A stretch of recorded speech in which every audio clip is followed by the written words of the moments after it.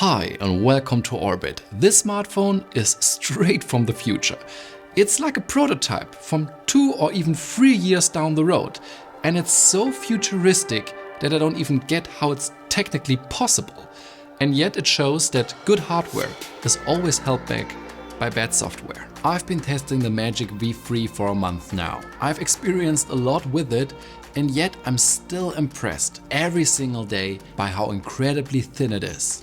Only 4.4 millimeters. That's the equivalent of two €2 coins stacked on top of each other. This makes it the thinnest phone on the market, and it truly feels surreal in hand. I don't understand how they fit all the tech in there. 2 batteries, 2 displays, 2 speakers and 5 cameras. I mean, there's hardly room for anything. Even the fingerprint sensor and the USB-C port barely fit. This reminds me of science fiction movies where they only had a thin folding piece of glass. Close, the Magic V3 is 9.2 millimeters thin. For comparison, current high-end smartphones are 8.5 millimeters, so there is hardly a difference and you really can't feel it because the V3 is rounded everywhere. Also, the weight is completely normal with 226 grams. And you might be thinking, okay, well, Honor surely had to cut some corners, but no, it is ceramic glass, aluminium and titanium, and the battery is not smaller, it's bigger than in all other folding phones and even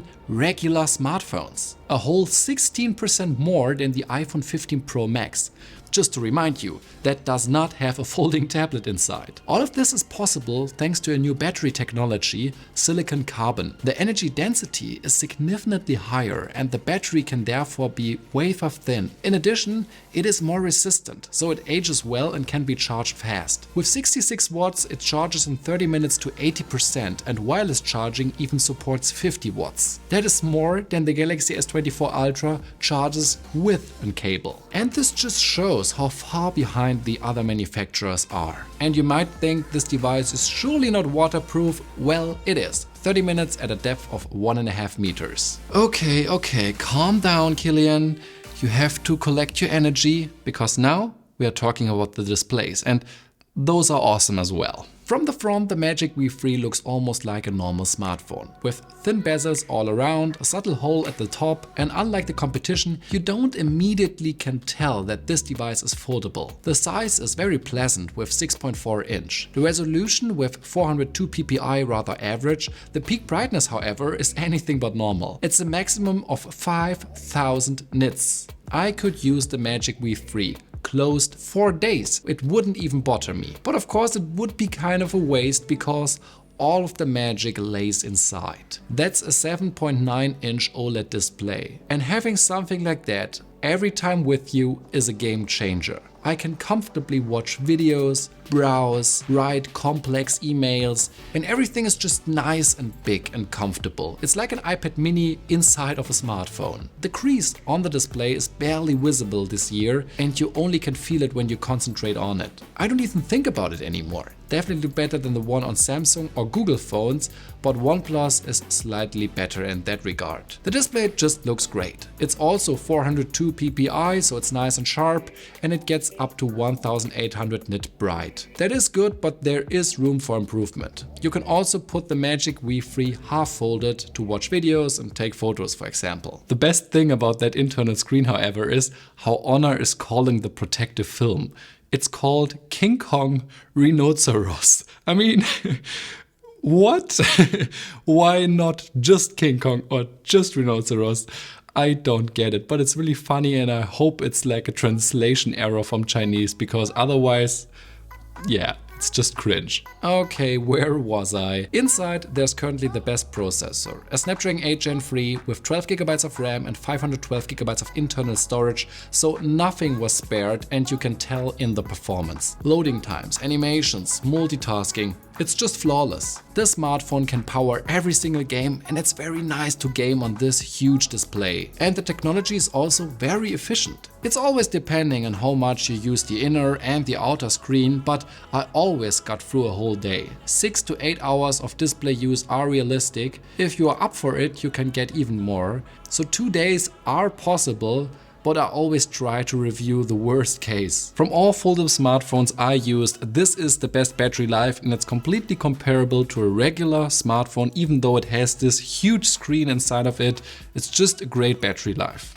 I only had a few problems, and they come from the software, because it is aggressively closing apps in the background. Sometimes my smartwatch disconnected, used its Wi-Fi function and drained because of it, and sometimes I did not get the Be Real because notifications don't come through every single time. And this brings us to the software. It's Android 14 with strong visual and functional changes. The whole thing is clearly made to look like Apple's iOS. Here are the quick settings and the app icons, the share menu, and even the dynamic island on top where you can see playing music or timers. I don't get why Honor is copying Apple. They don't need to. They are the ones that should be copied. Apple is way behind in terms of hardware, so Apple should copy Honor and not the other way around.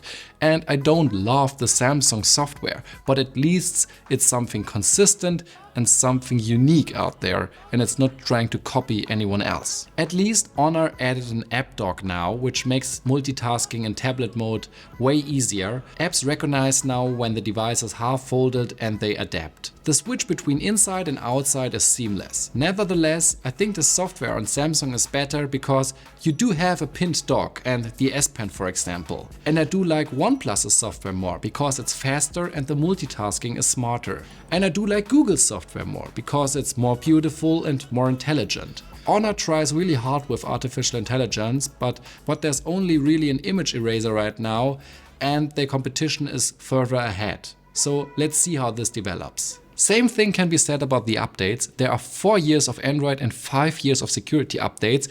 Google and Samsung, they both offer 7 years, so Honor could do better. But on the other hand, 5 years, that's quite a long time. No one will really use this phone that long, so I have mixed feelings about it. And the whole software experience, well, for me it's the biggest criticism on this whole device.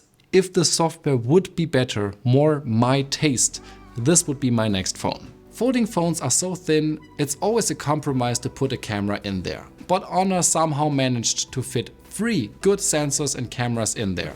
Well, the camera element is larger than the device is actually thick, so there's that. The main sensor has 50 megapixel and an f1.6 aperture. The photos look intense and vibrant, with high dynamic range, high saturation and lots of contrast. The pictures are impressive to look at, and this will appeal to most people. But it's not authentic or natural. For me, the look is a little bit too extreme. The pictures look overworked, and I do like it a little bit more subtle. The ultra-wide angle does have an autofocus with macro mode. It looks less sharp than the main camera, especially in the corners. It doesn't set any records, but I think it's totally fine. The third camera is a 3.5x periscope zoom. To have something like that in such a thin device is nothing short of a miracle. And the pictures are very impressive. More distant subjects can be captured sharply. Also, the close focus is quite good. I took probably half of my pictures with this lens and I do like it very much. But Honor claims that you can zoom 7x or even 100x and it still looks usable, and I would not agree on that. Selfies are fine, but I think they are also a little bit too extreme. By default, there's even a skin smoother activated. Videos are way too saturated. The sky here is completely overblown. I'm not a fan of that. All in all, this camera is pretty good. However, it's not on the level of Google Pixel or OnePlus Open. But again, I can't blame the hardware. I think it's a software issue. Conclusion: this smartphone puts every other smartphone to shame.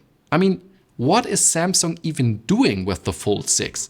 It's like they are years apart. It's so strange. And even regular smartphones, why are they so thick? Why are their batteries so small? What's Apple's excuse? This phone is so futuristic, and it shows that you can have every possible benefit of a folding phone without the negative consequences. And that's just a great news. But the price is quite high. You have to pay 2,000 euros at launch. But the good news is the predecessor also cost 2,000 euros at launch, and it dropped to 1,500 and later 1,200. So if the same thing happens here, this is just a crazy device. And my only complaint is the software, but it shows that this type of phone, this is the future.